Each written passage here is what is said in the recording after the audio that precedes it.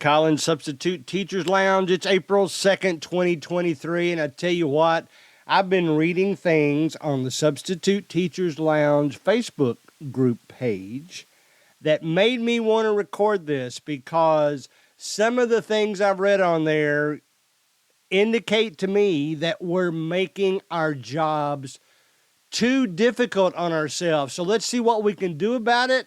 I'm going to talk about things I've read there. And, before you know it, before we're finished, I might even talk about my performance review as a financial manager back in 1993. What in the world is going on?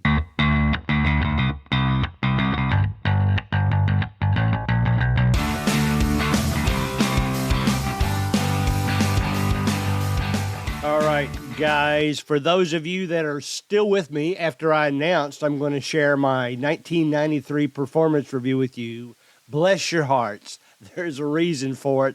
It's going to be a little bit later, but I hope, by the way, let me go ahead and say I didn't just do this to try to get you to go to the Facebook group page, but I am actually getting requests for membership to that page every day, multiple requests. So you might as well be there too. We get to discuss things in a little bit more detail. I don't let people misbehave on there. I won't let them call out somebody or be disrespectful to them, but I will let them bring up topics that are sometimes difficult to discuss. So if you want to be a part of that, or even if you just want to read part of the discussions about that, jump over there. Here recently, now I've had episodes about phones in the classroom and how I feel about it. I'll preface this conversation by saying 4 years ago, I think it was the year after I substitute taught for the first time, the high schools in our area let students have their phone in the classroom while class was going on. And there were two teachers out of maybe 100 classes that complained to the principal about it, and they changed it. I won't go over that last episode that I did about phones. You know that I'm in favor of phones, and I'm also in favor of those who figure out a way to use the phones in the classroom. So all that was behind me. I did my episode this week in the Facebook page for Substitute Teachers Lounge. Someone posted, they were bragging about the fact that they went into a school and before the day was over, they had collected, I think maybe 13 phones of students that had violated.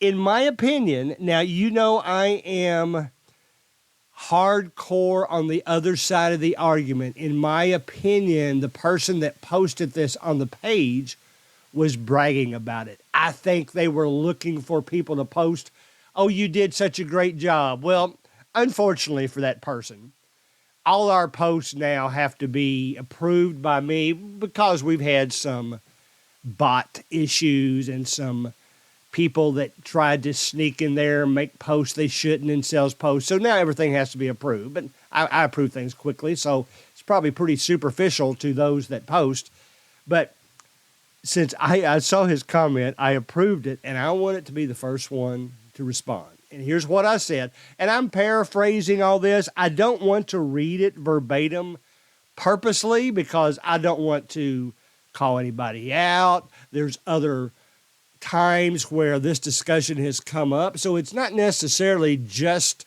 what happened this week. It's just the one that intrigued me and made me want to do this episode.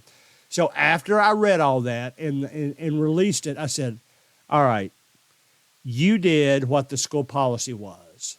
But it is my opinion that school policies need to change and teachers need to figure out a way to work in smartphones into the curriculum so that the teachers and the substitute teachers don't have the pressure of having to enforce that policy, because they're using their phones anyway.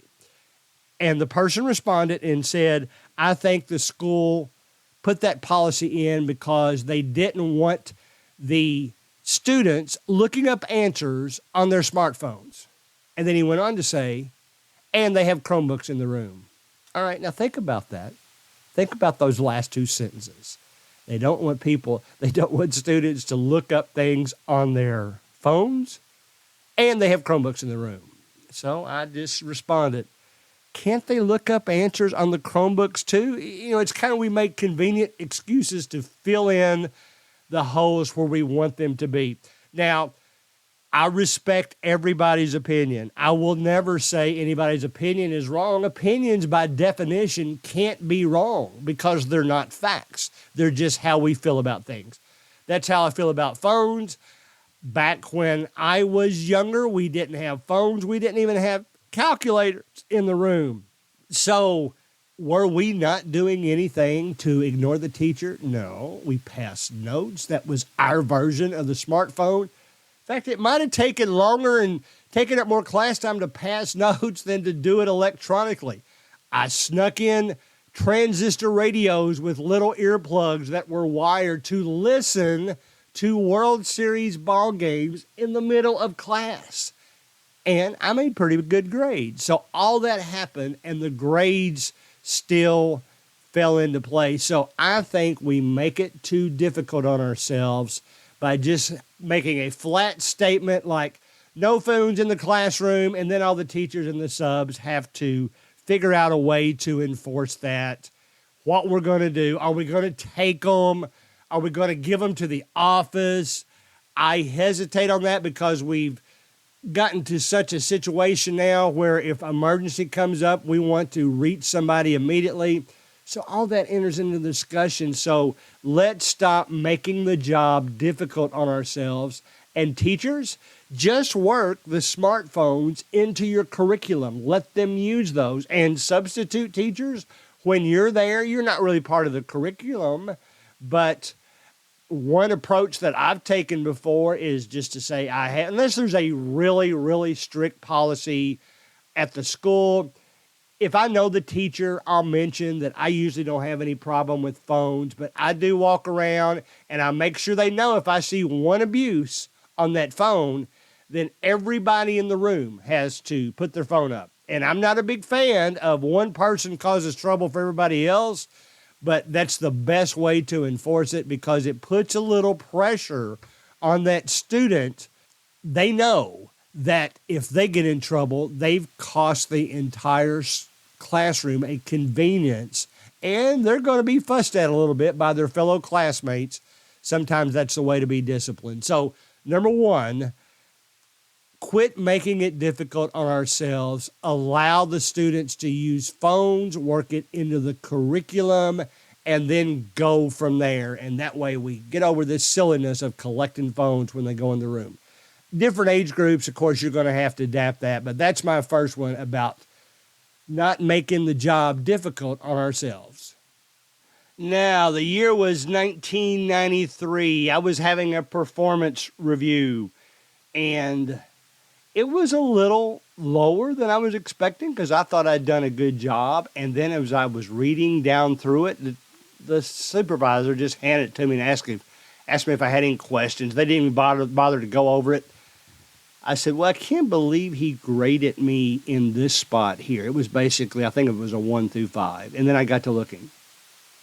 He had erased a higher grade on 3 different things and gave me a lesser grade. Was it because he changed his mind? No.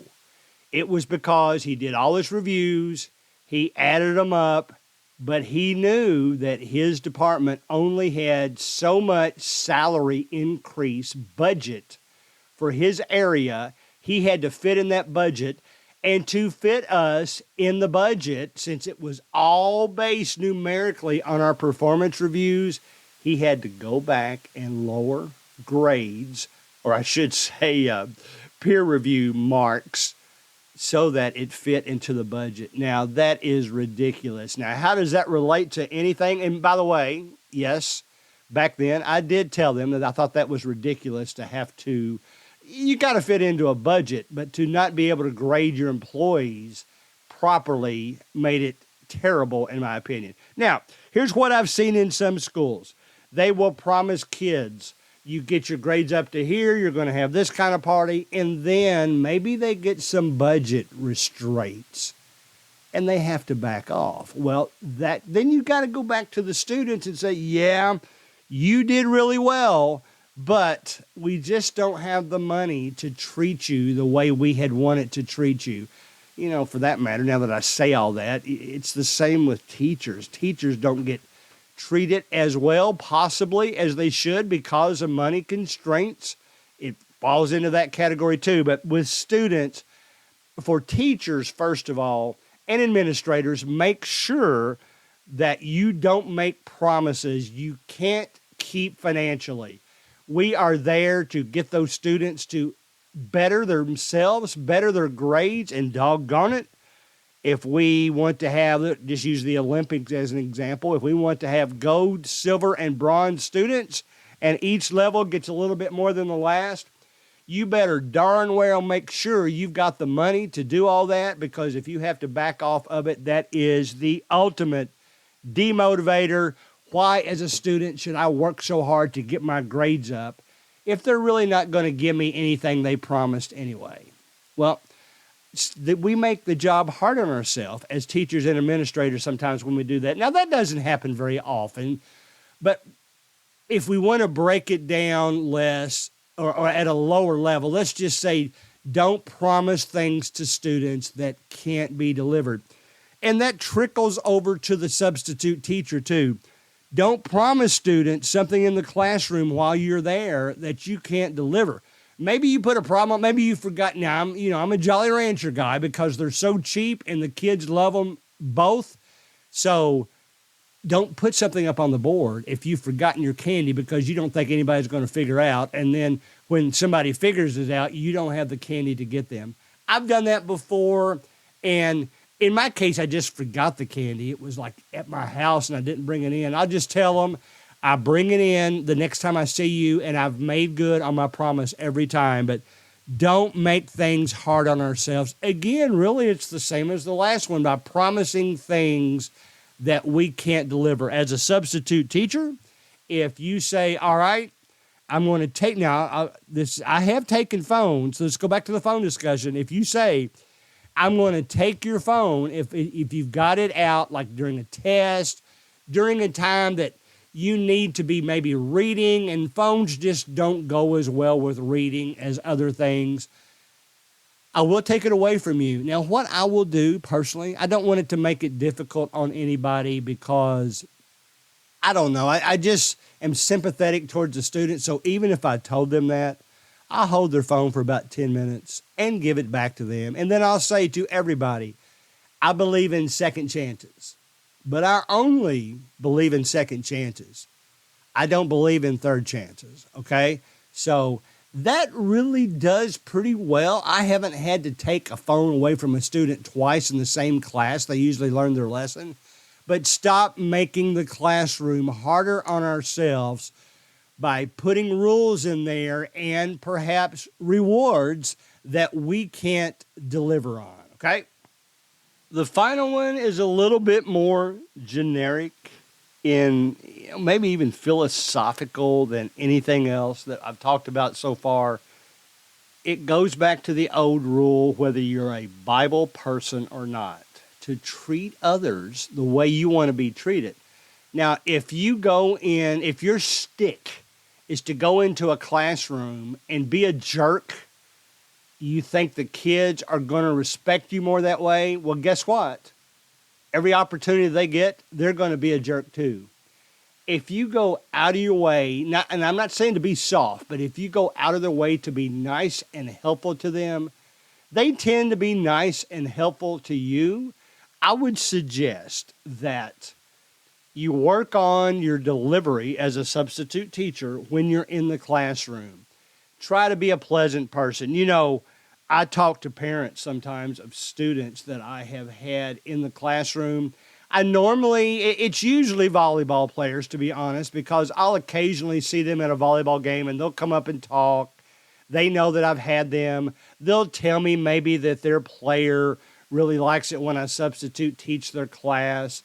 And I never say the words I like your child is a student or they're one of my favorite students, what I normally will say, I like having them in their class because they are just a pleasant person, and I know I can depend on them to answer questions, to help others out in the classroom.